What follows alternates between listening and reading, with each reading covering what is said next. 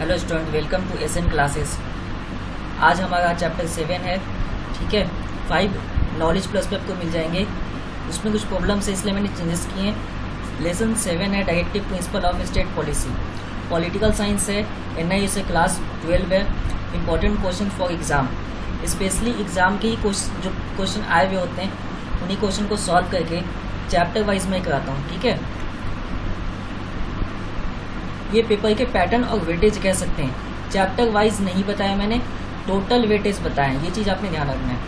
8 marks के, 5 marks के, 2 marks के क्वेश्चन है। ठीक है, 8 मार्क्स के 5 मार्क्स के 8 और 10 क्वेश्चन 2 मार्क्स के 23 क्वेश्चन 100 मार्क्स से होंगे। लेसन 7 है, इंपॉर्टेंट क्वेश्चन है directive principle of state policy and fundamental duties. First question है जो डीपीएसपी से ही है। Directive principle of state policy को शॉर्ट में डीपीएसपी कहते हैं। ठीक है, describe any 5 directive principle of state policy classified under the economy and social principles.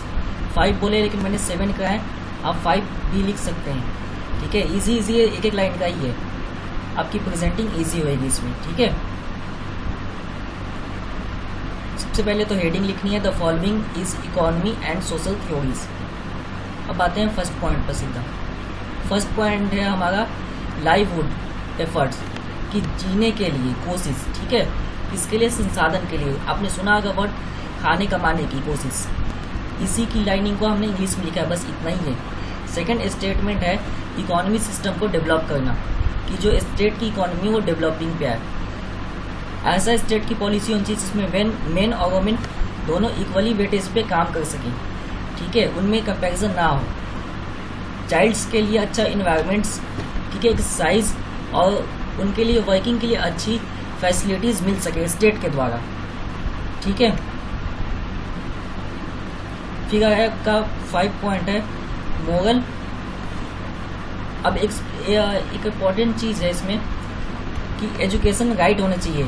Unemployment लिखा हुआ है, तो यहाँ पे ऐसा नहीं होना चाहिए एजुकेशन मिल गया है अनएम्प्लॉयमेंट आ गई है।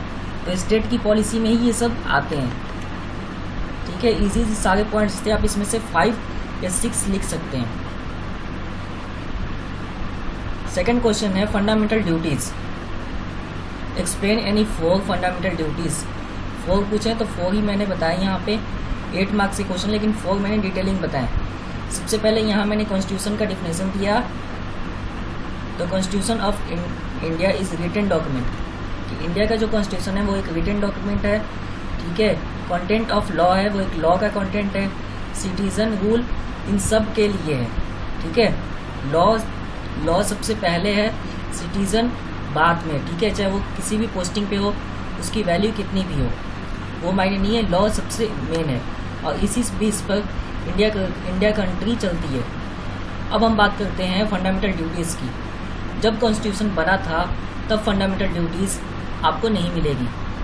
ठीक है, फंडामेंटल ड्यूटीज़ नहीं थी, ये 42 अमेंडमेंट में ऐड किया गया है।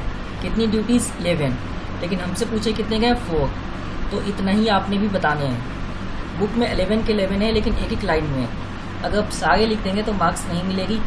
ठीक है, आपको जो भी पॉइंट्स लिखने हैं उसको डिटेलिंग करना है।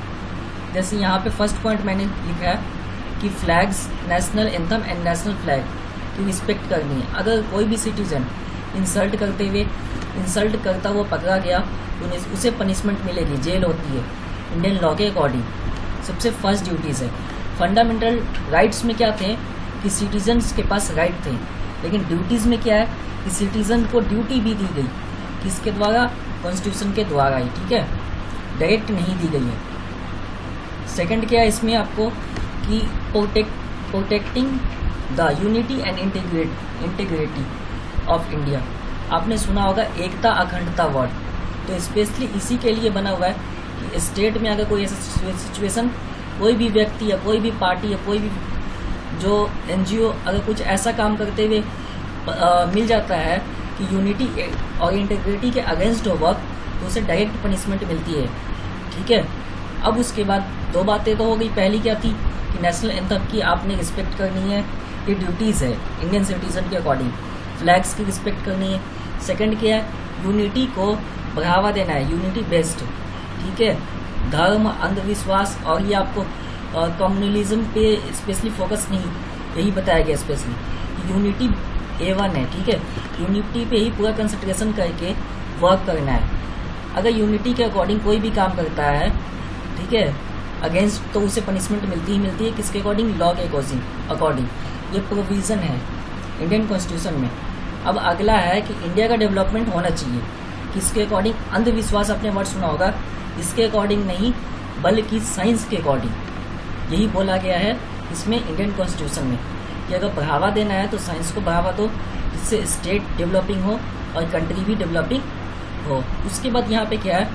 Protecting public properties and not using violence, कि पब्लिक प्रॉपर्टी की प्रोटेक्टिंग करनी है, वायलेंस नहीं करना है।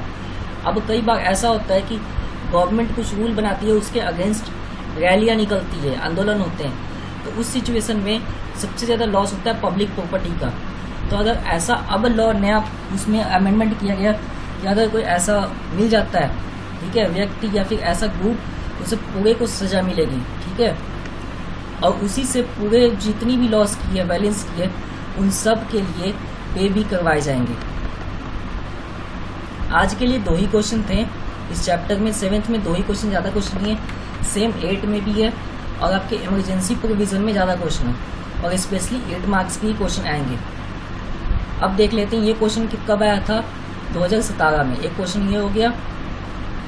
इससे पहले जो आया है वो भी आपका 17 में, और इसमें का एक क्वेश्चन और रह गया, वो भी 17 में ही आया हुआ है, ठीक है। DPSP के क्वेश्चन दोबारा रिपीटेड नहीं है। 2011 से लेके 18 तक के बीच में सिर्फ एक बार रिपीटेड है, वो ये 17 में, ठीक है। उसके बाद रिपीटेड नहीं हुए ये क्वेश्चंस।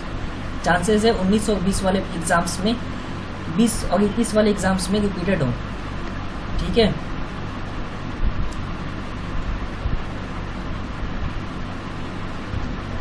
चैप्टर कंप्लीट है।